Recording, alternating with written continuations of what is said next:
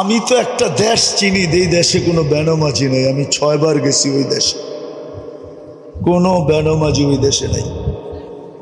এটা আমার প্রথম দিন প্রমাণ হয়েছে। আমি প্রথমবার যখন যাইতেছিলাম আদিস আবাবার থেকে ইথিওপিয়ার থেকে আমার ফ্লাইট ছিল, আমার পাশে যিনি বসা ছিল ও প্লেনে পুরা দাঁড়াইতে পারতো না, ছাদে লেগে যেত।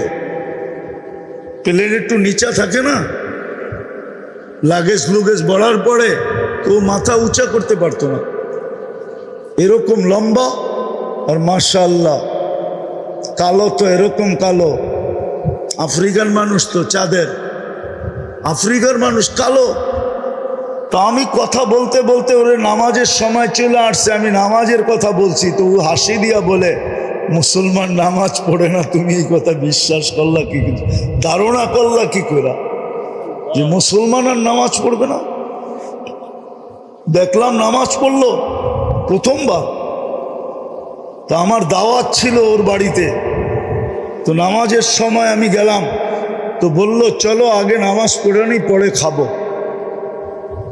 তারপর আমি 6 বারে ওদেরকে পরীক্ষা করছি, বিলকুল টপ টু বাটন, প্রেসিডেন্ট থেকে নিয়া, সেনা প্রধান থেকে নিয়া, নিচের আমলা পর্যন্ত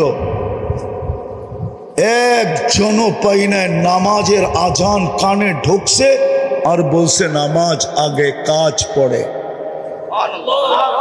আজান কানে পড়তে দেরি,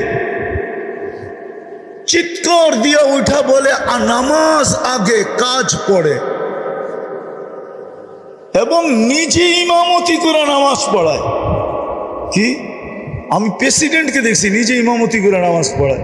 আর কেরাত শুনলে আমাদের দেশের কারীরাও কইব কেরাত, এত সুন্দর কেরাত, হদর এত সুন্দর পড়ে।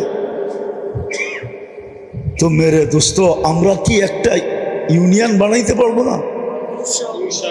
হ্যাঁ পারবো না? একটা মহল্লা পারবো না? এই জন্য বলতেছি সাহায্য ওই পর্যন্ত আসবে না।